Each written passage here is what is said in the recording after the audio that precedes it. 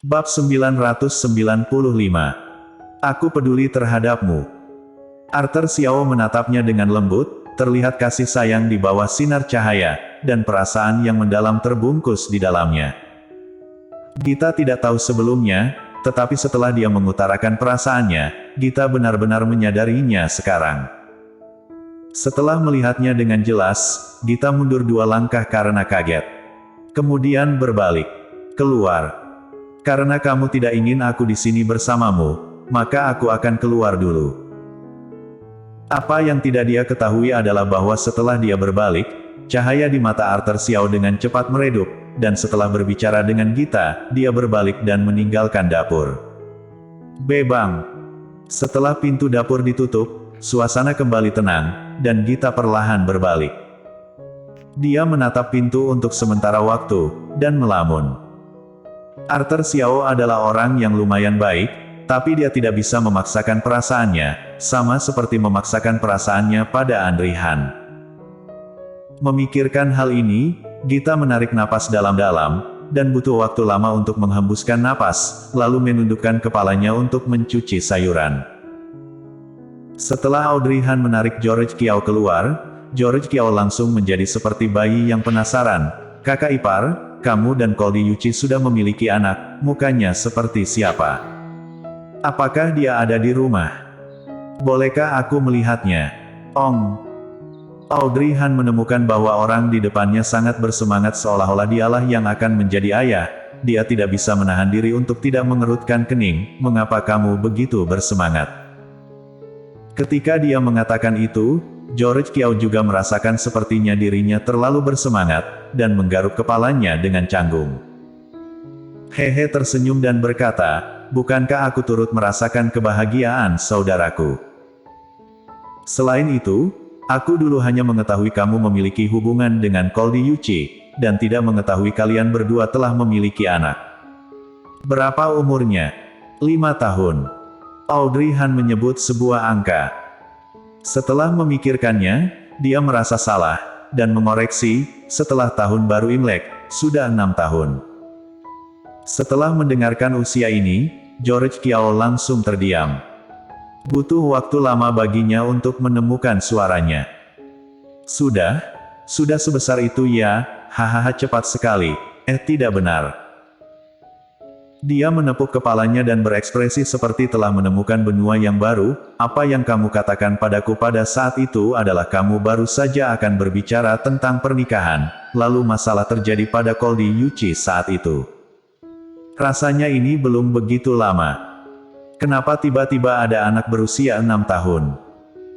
Berbicara tentang ini, George Kiao sudah membayangkan plot drama tragis di benaknya, dan kemudian dia ketakutan sendiri, menatap Audrey Han. Apakah anak itu bukan milik Koldi Yuchi?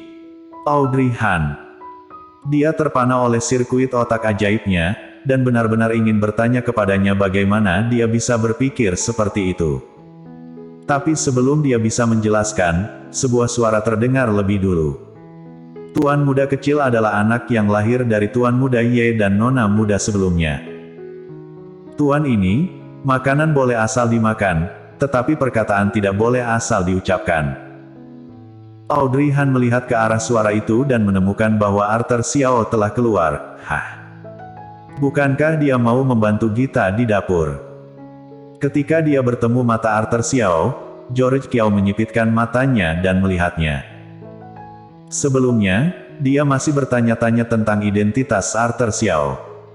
Sekarang setelah dia berbicara, George Kiao akhirnya mengetahui identitasnya. Ternyata kamu adalah orang Koldi Yuchi. Koldi Yuchi. Arthur Xiao tahu bahwa nama Kolden Ye diubah menjadi Koldi Yuchi setelah berada di sini. Jadi ketika George Kiao mengatakan Koldi Yuchi, dia bisa menebak bahwa dia sedang berbicara tentang Tuan Muda Ye. Dia tidak menjawab. George Kiao melihat ke belakang, tersenyum dan berkata, saya benar-benar ingin melihat anak Koldi Yuchi. Apakah dia seharusnya memanggilku paman? Di mana orangnya? Kak ipar. Audrey Han, Glenn tidak ada di sini sekarang. Dia sedang berada di tempat kakek buyutnya. Jika kamu ingin melihatnya, kamu bisa pergi ke rumah Koldi Yuchi untuk melihatnya. Ketika George Kiao mendengar ini, dia langsung takut, dan segera melambaikan tangannya. Lupakan saja. Jika aku ada kesempatan baru menemuinya. Membiarkan aku pergi ke rumah Koldi Yuchi, kakek Koldi Yuchi akan menangkapku, memberitahu kakekku secara langsung dan gerak-gerikku akan dibatasi lagi. Kalian akan kembali 3 hari kemudian, jika aku dibatasi lagi saat ini, aku tidak akan bisa menemani kalian lagi. Berbicara tentang masalah ini, George Kiao kembali memikirkan kesulitan yang dihadapinya selama seminggu ini, dan mulai mencurahkan kepahitannya lagi. Audrey Han sudah pernah mendengarnya di WeChat sebelumnya, dan ketika dia melihat bahwa dia akan mulai berbicara lagi, dia tersenyum sedikit, aku akan pergi ke kamar untuk beristirahat. Kemudian dia langsung meninggalkan George Kiao dan kembali ke kamar. George Kiao, kenapa sih? Apakah kakak ipar sangat tidak menyukainya? Ho ho ho. Tapi kakak ipar sudah pergi, bukankah ada satu orang lagi di ruang tamu ini? Jadi George Kiao menoleh ke arah Arthur Xiao. Entah kenapa, ketika George Kiao menatapnya seperti itu, Arthur Xiao merasa punggungnya agak dingin. Apa? Arthur Xiao mengangkat alisnya. George Kiao berjalan mendekat dan mengaitkan bahunya, saudaraku, kamu orang Koldi Yuchi, kan? Apakah kamu sedang senggang? Kalau begitu, mari kita mengobrol. Alis Arthur Xiao berkedut, dan sudut mulutnya berkedut. Setelah itu, Arthur Xiao mendengarkan kepahitan yang dicurahkan George Kiao di sana, hampir tidak mampu mempertahankan otot-otot di wajahnya. George Kiao mengatakannya dengan baik, mengatakan itu mengobrol, tetapi dia sebenarnya sedang curhat.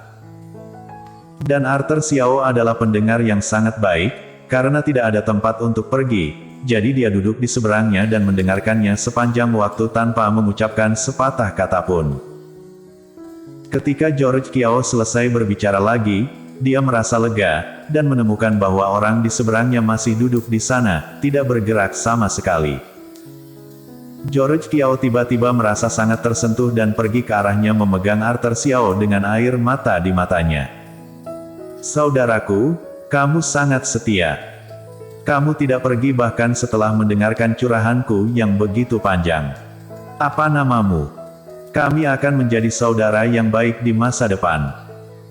Setelah berbicara, George Kiao mengulurkan tangannya dan memukul dadanya sendiri, memberi isyarat agar Arthur Xiao juga memberinya pukulan.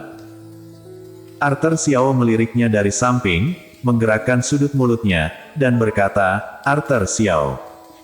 Arthur Xiao. Nama bagus. Namaku George Kiao. Mulai sekarang kita akan menjadi saudara. Arthur Xiao. Kamu dan gadis itu adalah sepasang kekasih.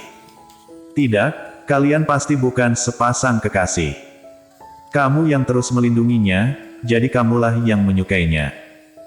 Arthur Xiao mengerutkan bibirnya dan bertanya dengan sedikit tidak senang, apakah kamu masih memiliki hobi bertanya tentang urusan pribadi orang lain? Hei, jangan katakan seperti itu. Ini bukan bertanya, tapi ini adalah kepedulian. George Kiao mengoreksinya dengan sungguh-sungguh. Arthur Xiao tersedak olehnya untuk sesaat. Karena kita adalah saudara, maka aku peduli padamu. Itu normal, kan? Arthur Xiao menoleh dan mendorong tangannya, apa yang ingin kamu lakukan? Kenapa? Apakah kamu takut aku akan mencuri wanitamu? Kukatakan padamu, aku, George Kiao tidak pernah menyentuh wanita teman, apalagi punya saudaraku. Dan hubungan antara aku dengan wanita adalah, kamu bersedia maka aku baru mendekatimu. Arthur Xiao. Mendengarkan nada bicara orang ini, kenapa aku merasa orang ini tampaknya tidak pilih-pilih, dan dia sangat bangga membicarakan dirinya sendiri. Bagaimana Tuan Muda Ye memiliki hubungan yang baik dengannya. Dan sepertinya kakak ipar juga memperlakukannya dengan lumayan. Bersambung.